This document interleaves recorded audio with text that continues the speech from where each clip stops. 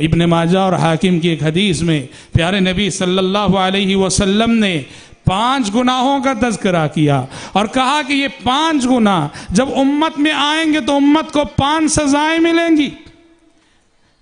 یوم جزا تو آخرت ہے، جیسے ہم نے شروع میں کہا، آخرت یوم جزا ہے، لیکن اس جزا کا ایک حصہ، اس کا نتیجہ اللہ رب العالمین بطور عاقبت ہمیں اسی دنیا میں دکھاتا ہے تاکہ ہم سمجھ جائیں، تاکہ ہم سدھر جائیں۔ آپ نے 5 گناہوں کا تذکرہ کیا اور کہا کہ یہ 5 گناہ جب امت میں آئیں گے اور امت اجتماعی سطح پر ان گناہوں میں ملوث ہو جائے گی، 5 سزائیں رب العالمین کی جانب سے اسی دھرتی پر امت کو ملیں گی۔ میں گناہوں کے ساتھ سزاؤں کا تذکرہ کرتا ہوں اور آپ تصور کیجئے ہمارے حالات کا۔ دیکھیں یہ جو 5 باتیں اس حدیث میں مذکور ہیں، 5 باتیں ہمارے معاشرے، ہمارا معاشرہ ان 5 باتوں کی زد پر ہے۔ یہ 5 عذابات ہمارے معاشرے پر، ہمارا معاشرہ ان 5 عذابات کی زد پر ہے۔ ابن عمر راوی ہیں رضی اللہ عنہما، کہتے ہیں اقبل علینا رسول اللہ صلی اللہ علیہ وسلم، ایک مرتبہ پیارے نبی صلی اللہ علیہ وسلم ہماری جانب متوجہ ہوئے اور فرمایا یا معشر المہاجرین،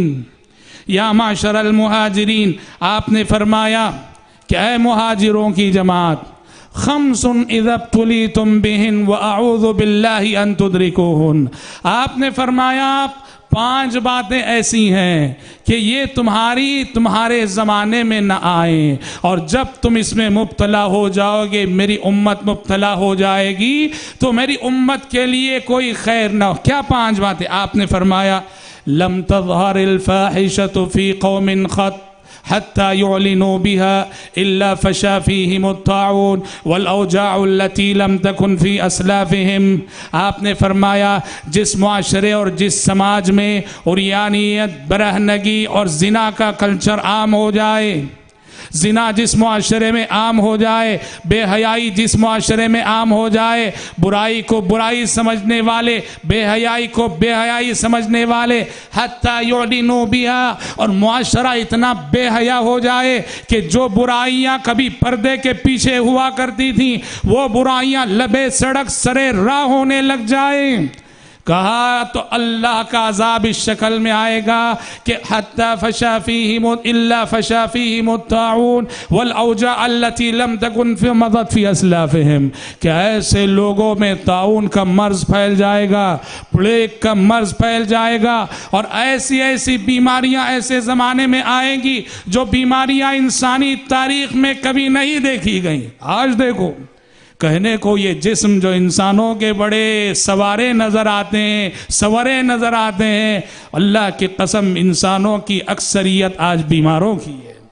انسانوں کی اکثریت بیماروں کی ہے۔ یہ بظاہر سورے ہوئے جسم، یہ بظاہر اسمارٹ نظر آنے والے چہرے، یہ بظاہر حسین و جمیل نظر آنے والے چہرے، اندر سے اتنے ہی کھوکھلے ہیں۔ انسانی جسم امراض کا مجموعہ ہے، یہ اللہ کی جانب سے گرفت ہوتی ہے۔ بے حیائی، عریانیت، برہنگی اور زنا کے کلچر کے ساتھ کمپرومائز کرنے کا، زنا کے کلچر کو عام کرنے کی سزا اس شکل میں آتی ہے کہ جو بیماریاں زمانے قدیم میں نہ تھیں، نئے امراض انسانوں کو آ لیں گے۔